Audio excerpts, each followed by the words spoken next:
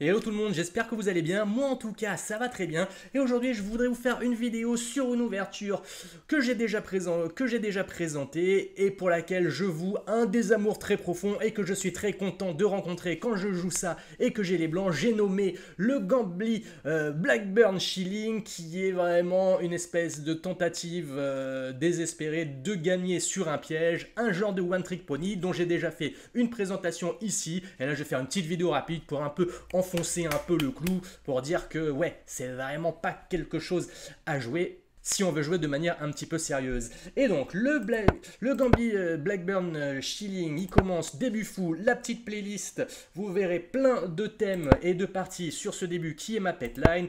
Et le Gambly Blackburn Shilling, ça commence sur une base d'italienne, sur quoi les noirs jouent cavalier D4 en se disant, eh oui, si les blancs prennent le pion, c'est une catastrophada qui peut arriver à base de dame G4. Je vous renvoie à la petite vidéo que j'ai fait sur le sujet déjà. Là, on va juste montrer une autre manière de voir que le Gambly Blackburn Shilling, il se fait démonter très rapidement.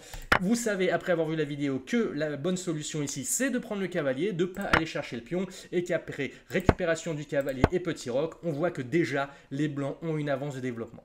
Là-dessus, les noirs se disent, ok, j'ai un pion qui est un peu en danger, je vais essayer de le protéger, sauf que le coup dans l'autre cas aussi, s'ils avaient joué autre chose, c'est C3, le but étant d'aller attaquer le centre. Et si les noirs prennent, de pouvoir prendre avec le cavalier, de gagner un temps de développement, de préparer la prise du centre. Là, ce pion en C5 vient un peu nous embêter. Néanmoins, après C3, mon adversaire s'est dit, ok, je vais essayer de consolider ce point-là qui a l'air d'être important. Sauf que c'est peut-être un peu tard pour lui parce que après prise et prise, on voit que il a une structure pourrie, il a deux pions doublés isolés, donc ça, ils vont tomber très rapidement. Et que moi, je suis très bien, j'ai un pion arriéré après avoir joué D3 pour pouvoir développer mon fou et continuer un jeu normal finalement, parce que les blancs, le jeu des blancs, il est quand même beaucoup plus facile. Ça va être une faiblesse facile à attaquer, ça va être une autre faiblesse. Voilà, on va dire que le développement est déjà tout trouvé. Cavalier D7, peut-être cavalier F3 pour pouvoir faire du fou G5 après, ça va être tranquille.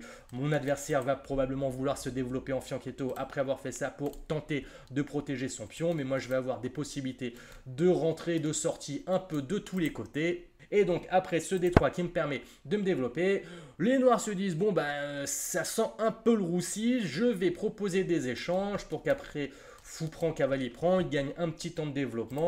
Sur quoi moi je dis bon non, moi j'ai pas spécialement envie, je vais gagner un petit temps et attaquer sur F7. Se développer en gagnant des temps, c'est toujours ça de prix. Après j'ai développé mon cavalier ici ou ici, bref, il n'y a pas vraiment de très mauvais coups pour les blancs quand même.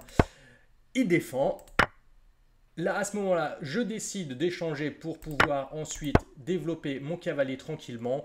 Petite imprécision que l'ordinateur marque, je reste quand même déjà à plus 2,5 selon ce même ordinateur. Donc autant dire que même une imprécision chez les blancs donne une position complètement gagnante, c'est dire à quel point la position est écrasante, alors qu'on est en égalité matérielle finalement. Il a juste une position une structure de pion pourrie, un roi qui n'est pas encore développé, et surtout là son échange, il était plutôt pas terrible parce qu'il a donné son fou de case noire alors qu'il avait affaibli ses cases noires. Certes, moi je l'ai échangé contre mon fou de case noire aussi.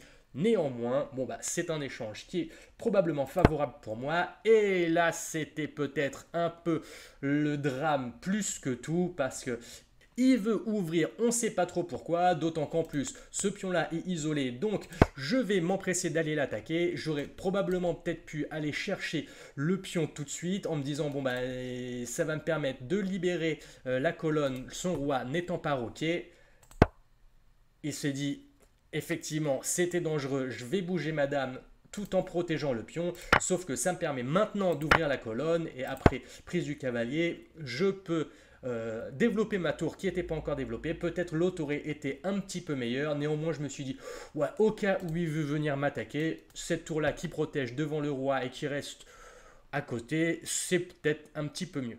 Néanmoins, ça reste qu'une légère imprécision et pas quelque chose qui est vraiment game changing. Il déplace son roi là où il le peut et ouais, je tricote un petit peu, j'essaie de replacer mes pièces sur des meilleures cases. Je me dis, je vais empiler sur la faiblesse. La dame, elle va arriver là, avec une tour qui arrive là. Ça va peut-être commencer à faire du monde sur ce pauvre pion. En plus, j'aime bien l'idée d'avoir la dame qui est pile en face du roi. Et là-dessus, mon adversaire s'est dit, je vais jouer ma tour qui sert à rien pour pouvoir jouer probablement un B6, fou B7, chasse la dame, se met en face de mon roi et c'est un peu trouver du contre-jeu. Ça me laisse la possibilité, moi, de me développer un petit peu avec une grosse menace ici, avec la Fourquetas royale qui est possible avec le clouage qu'il n'a pas vu. Et donc, Fourquetas royale, merci monsieur, dame.